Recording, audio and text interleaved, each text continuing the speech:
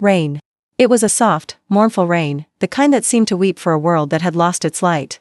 It fell on the black umbrellas gathered around the fresh, raw earth of my sister's grave. Lily. She was only 24. A sudden, brutal aneurysm that stole her from us between one heartbeat and the next. I stood, numb and hollow, my hand clutching my mother's, who was a trembling statue of grief. And then there was my father, Robert. He stood apart from us, as he always had. A man carved from granite and silence, his jaw clenched so tight I thought it might shatter. He didn't cry. He didn't reach for us. He just stared at the casket as it was lowered into the ground, his eyes dry and hard.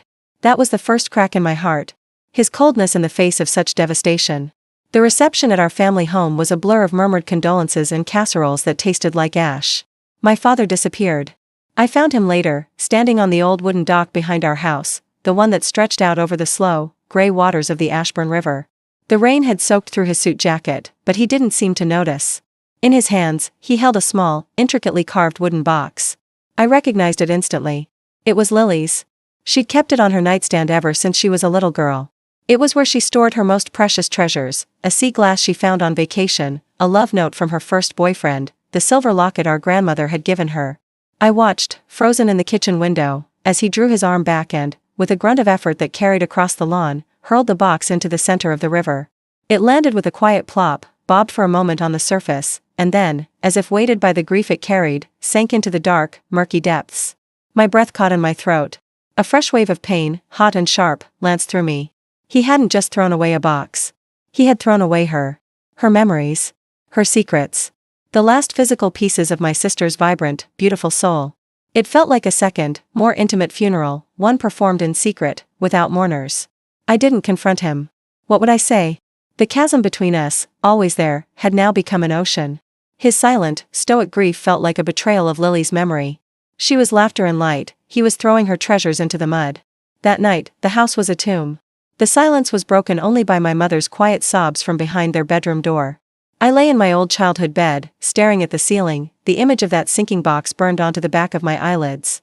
I couldn't let it lie there. I couldn't let her memory be buried in silt and forgotten.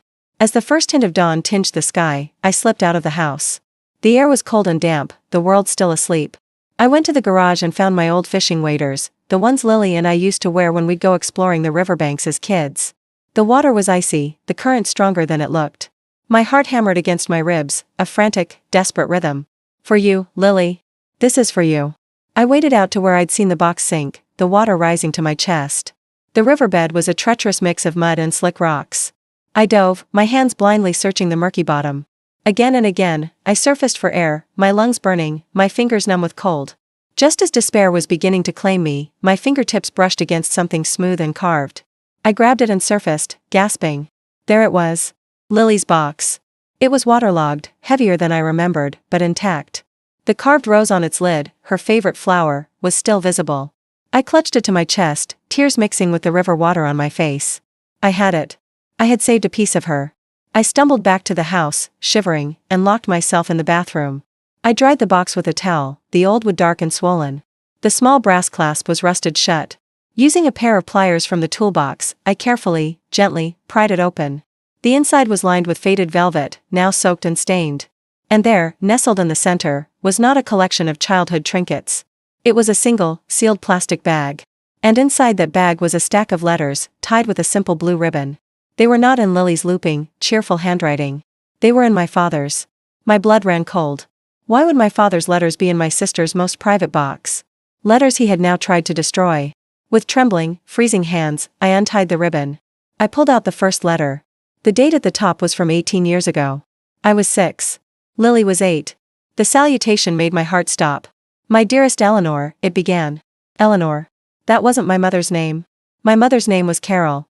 I began to read, my world tilting on its axis with every word.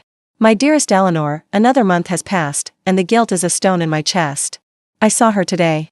She has your eyes. The same fierce, intelligent light. Every time I look at her, I see you, and the pain is both a punishment and a blessing. Carol is a good woman, a good mother to the boys, but she will never be you. This life I've built is a beautiful, gilded cage. And I am its most wretched prisoner. I dropped the letter as if it had burned me. It fluttered to the wet bathroom floor. The boys. He had 2 sons. My older brothers, Mark and David. He wasn't writing about them. He was writing about Lily. Lily, who had my mother's gentle brown eyes, not the piercing blue of my father and me.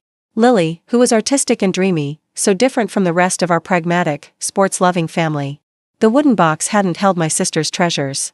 It held my father's secret. A secret so devastating, he had to bury it in the river. And in my hands, I held the truth that would shatter our family forever. The bathroom walls seemed to close in on me. The air was thick with the smell of damp wool and betrayal. I sat on the cold tile floor, the water from my waders forming a puddle around me, and I read. Letter after letter. A chronicle of a double life, written in my father's stark, uncompromising hand. They were all addressed to Eleanor. They spanned nearly a decade. He wrote of stolen afternoons in a sunlit apartment across town. Of a love so consuming it felt like a sickness. He wrote about her, his daughter. His Lily. She took her first steps today, Eleanor. She stumbled right into my arms. Carol was so proud, beaming. And all I could feel was this agonizing joy, that I was there to see it, and this crushing guilt, that I was celebrating a lie. She called me Dada. The word was a blade and a bomb. I felt physically ill. My sweet, vibrant sister. Her entire life, a lie. The cherished moments of our childhood, birthday parties, graduations, Christmases, all viewed through the distorted lens of my father's secret. He wasn't just a distant father to her, he was a man playing a role, his love for her forever tangled with his guilt and his passion for another woman. The letters revealed a man I never knew. The stoic, disciplined provider was a fiction. Inside was a man torn apart by a love he couldn't relinquish and a duty he felt bound to. He wrote of wanting to leave, of dreaming of a life with Eleanor and Lily. But he never did. He stayed for my brothers. For me. For the respectability of the life he had built. The final letter was dated just a month before Lily died. The handwriting was shakier, the tone desperate. My dearest Eleanor. The doctor's news is grim. The tests are conclusive. It's a genetic condition, a faulty gene passed from father to daughter. I have given this to her. My blood, my legacy, is a death sentence for our beautiful girl. The guilt is no longer a stone, it is a mountain, and it is burying me alive. How can I look at Carol? How can I face our sons? I have destroyed everything I ever touched. I am a curse. I let the letter fall from my numb fingers. The pieces of the most painful puzzle of my life snapped into place with a devastating, final click. The aneurysm wasn't a random tragedy. It was hereditary. A time bomb passed from my father to the daughter he had with his mistress. His coldness at the funeral wasn't a lack of love. It was the absolute, soul-crushing weight of responsibility. He hadn't just been mourning his daughter, he had been standing as her executioner. He threw the box into the river not to erase Lily, but to erase his crime. To hide the proof that he was the reason she was dead. The revenge was silent, but it was the most brutal kind. It was the revenge of truth, and it had been lying in wait at the bottom of the river for me to find. I heard a floorboard creak outside the bathroom door. My mother's voice, fragile as glass, called out. Daniel? Are you in there? You're going to catch your death. I scrambled to shove the letters back into the plastic bag and the box under the sink cabinet. I stripped off the waders, my hands shaking so violently I could barely function. I'm fine, Mom, I called back, my voice strangled. Just cleaning up. I looked at my reflection in the mirror. My face, so like my father's, now felt like a mask. The blue eyes we shared seemed to accuse me. I was his legitimate son. The son who got his name, his legacy, and his healthy genes. I had lived a life of unearned privilege, built on the back of my sister's hidden truth. The ghost in our family photo wasn't Lily. It was the secret. And now I was the one haunted by it. For days, I moved through the house like a ghost myself. I watched my mother, her grief a pure, uncomplicated thing. She had lost a daughter. She had no idea she had been living a lie for over 2 decades. I watched my father, his granite facade finally showing hairline fractures. He moved with a heavy, exhausted slump. His eyes, when they met mine, were hollowed out with a pain I now understood. The knowledge was a poison in my veins. It divided the world into a before and after. Before the river, and after. I had the power to detonate our family. A few words, Mom, Lily wasn't your daughter, and the foundation of her life would turn to dust. I could confront my father, scream at him for his deceit, for making me an accomplice in this horrible silence. But as I watched my mother carefully arrange fresh flowers in the vase next to Lily's photograph, her hands trembling, I knew I couldn't. To tell her would be an act of unspeakable cruelty. It wouldn't bring Lily back. It would only destroy the one parent I had left. The silent revenge was now mine to wield. I held the truth. I could bury it, or I could use it. I found my father alone in his study that evening, staring into a glass of amber whiskey, the bottle nearly empty. The room smelled of old books and despair. I didn't say a word. I simply walked in, placed the damp, swollen wooden box on his desk, and turned to leave. The sound he made was not human. It was a choked, guttural sob of pure, undiluted terror. "Daniel," he whispered, his voice ragged. I stopped at the door but didn't turn around. My back was to him, a wall of judgment. "I know," I said, my voice flat, cold. "I know everything." The silence that followed was the loudest sound I had ever heard. It was the sound of a man's soul being laid bare before his son. The revenge was not in the confrontation. It was in the knowing. It was in the power I now held over him, the silent, lifelong sentence I could impose. He would never look at me the same way again. And I would never see him as my father. He was just a man. A weak, flawed, broken man who had loved too selfishly and paid the ultimate price. And I was the keeper of his ruin. The wooden box sat between us on the desk, a damning piece of evidence. My father didn't try to deny it. He didn't try to explain. He just stared at it, his shoulders slumped in utter defeat. The granite had finally crumbled to sand. "She never knew," he finally rasped, his voice raw. "Eleanor, she never wanted to disrupt our lives. She made me promise. Lily, she was just to be my special girl. My secret joy." He let out a bitter, broken sound. "My secret curse." I turned around slowly, my arms crossed. I felt 100 years old. "Did you love her?" I asked, the question stark and simple. He looked up at me, his eyes swimming in a pain so deep I almost flinched. "She was the best part of me," he whispered. "The only pure, true thing I ever did. And I killed her." There it was. The confession. Not just of infidelity, but of manslaughter by genetics. The guilt was a living thing in the room, feeding on both of us. "What about Mom?" I asked, my voice trembling despite my effort to keep it steady. "Did you ever love her?" He looked down at his whiskey glass. "I care for her. Deeply. She is the mother of my sons. She built a home. But what I had with Eleanor, it was a fire. A beautiful, destructive fire that burned everything it touched." The clinical way he dissected his two lives was almost as horrifying as the secret itself. "My mother was a function. A home builder. Eleanor was a passion." "You have to tell Mom," I said, the words feeling like shards of glass in my throat. His head snapped up, panic flaring in his eyes. "I can't, Daniel. It would destroy her. It would kill her. You saw her at the funeral, she's barely hanging on as it is. She has a right to know the daughter she mourned wasn't hers." I shot back, my cool facade cracking. "And what would that right give her?" he pleaded, his voice desperate. "More grief? A lifetime of questioning every memory? It would be a mercy to let her believe the lie." He was right, and I hated him for it. Telling my mother would be an act of vengeance, not justice. It wouldn't help her, it would annihilate her. "So, we just live with this?" I gestured between the box and us. "We pretend? We let you play the grieving father, when you're really the cause?" "I am the grieving father," he cried, slamming his hand on the desk, making the box jump. The force of his emotion shocked me. "You think this is easy? You think carrying this cancer inside me for 24 years has been easy? Every day was a battle.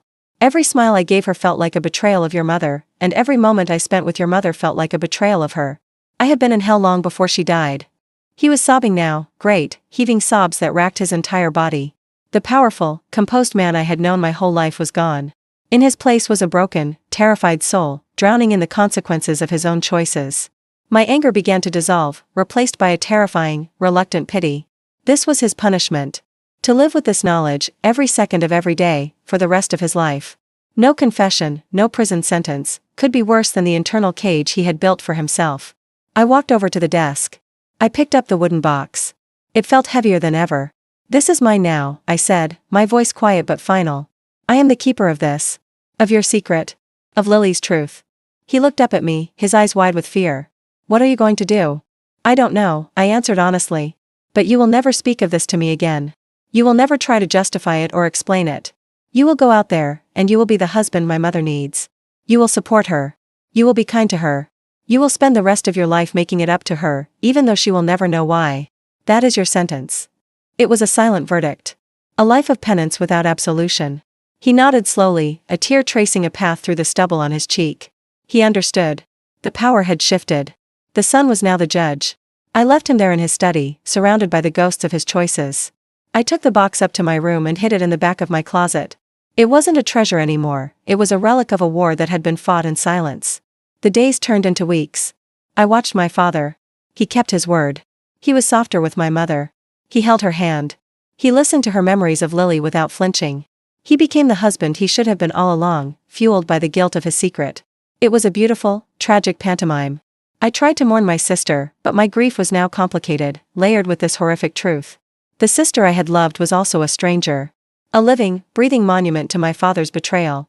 One afternoon, I went to the cemetery alone. I stood before Lily's headstone. Beloved daughter and sister. The words were a lie, and the truth was a burden too heavy to carve into granite. I'm sorry, Lily, I whispered to the cold stone. I'm sorry your life was a secret. I'm sorry your father was your curse. I'm sorry I didn't know. The wind rustled the leaves of a nearby oak tree, a soft, sighing sound. I liked to think it was her, telling me it was okay. But it wasn't okay. Nothing would ever be okay again. I had gone into the river to retrieve a piece of my sister. I had emerged carrying my father's cross. And the weight of it was breaking me, piece by silent piece. A year passed. The sharp, jagged edges of our grief slowly wore down into a dull, constant ache. Life, as it always does, moved forward. I moved back to my apartment in the city, but home was no longer the sanctuary it once was. It was a place I visited, a stage where a play I was no longer invested in was being performed. My father and I had developed a new, fragile language. It was built on glances, on silences that were heavy with understanding. We never spoke of the box or the letters. We were co-conspirators in the protection of my mother's fragile world. He was a man serving a life sentence, and I was his warden. The revenge was silent, but it was absolute. He saw the knowledge in my eyes every time we met, the reminder of his failure, his deceit, his role in Lily's death. I held the power, and I wielded it not with anger, but with a cold, dispassionate expectation of his atonement. One weekend, I was visiting, helping my mother in the garden. She was talking about planting a rose bush, Lily's favorite, by the dock. It's a lovely idea, Mom, I said, my voice even. My father was watching us from the kitchen window. I caught his eye, and he quickly looked away, a flicker of pain crossing his face. The dock was now a monument to his sin. Later, I found myself drawn back to the river's edge. The water flowed, timeless and indifferent, carrying its secrets to the sea. I thought about the box, hidden in my closet. I thought about the truth, rotting away in the dark like the letters almost had in the river mud. What was I keeping it for? As a weapon? As a threat? The revenge had run its course. It had changed nothing. It hadn't brought Lily back. It hadn't healed my mother. It had only poisoned my relationship with my father and complicated my own grief. The revenge, I realized, was on me, too. I went back into the house and up to my old room. I pulled the box from its hiding place. The carved rose on the lid felt smooth under my thumb. This wasn't my father's secret to hide anymore. It was mine to resolve. I didn't take the letters. I took the box itself. I walked back down to the dock, the same spot where this had all begun. The sun was setting, painting the sky in hues of orange and purple. The river looked peaceful, almost golden. I understood now why he had thrown it in. Not out of malice, but out of a desperate, futile attempt to be free of the unbearable weight. He couldn't carry it anymore. He had chosen the river as his confessional. And now, so would I. I held the box in my hands one last time. It wasn't a box of lies anymore. It was a box of pain. My father's pain. My sister's stolen identity.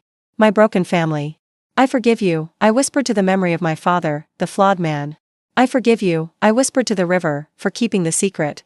And finally, I'm letting you go, I whispered to Lily, my sister, whose memory deserved to be free from this darkness.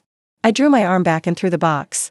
It sailed through the air, turning end over end, and landed in the center of the river with the same soft plop as before.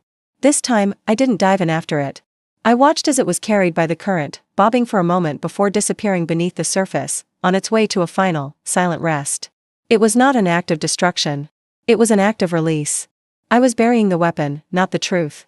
The truth would live with me forever, a part of my story now. But its power to poison was gone. I turned and walked back to the house. My mother was in the kitchen, making tea. Everything okay, sweetie? She asked, her smile warm and untroubled. I looked at her, truly looked at her. She was living in the beautiful, simple truth she believed in. The truth that she had loved and raised a daughter for 24 years. And I would spend the rest of my life protecting that for her. Everything's fine, Mom, I said, and for the first time in a year, I almost meant it. It's a beautiful night. My father walked into the kitchen. He saw the look on my face, the absence of the constant, silent accusation. He saw the peace I had made. His eyes met mine, and in them, I saw a profound, grateful sorrow. A silent thank you. The revenge was over. The silence between us was no longer a weapon, but a shared burden, laid to rest at the bottom of the river. I had gone searching for my sister's memory in the cold, dark water. I had found, instead, the difficult, complicated path to forgiveness. And that was the secret the river had been keeping from me all along. The truth can be a weapon, a burden, or a key. The greatest revenge is not in wielding it to destroy, but in finding the strength to lay it down and choose peace. For in the end, the most powerful silence is not the one that hides a secret, but the one that finally, mercifully, lets it go. This has been silent revenge.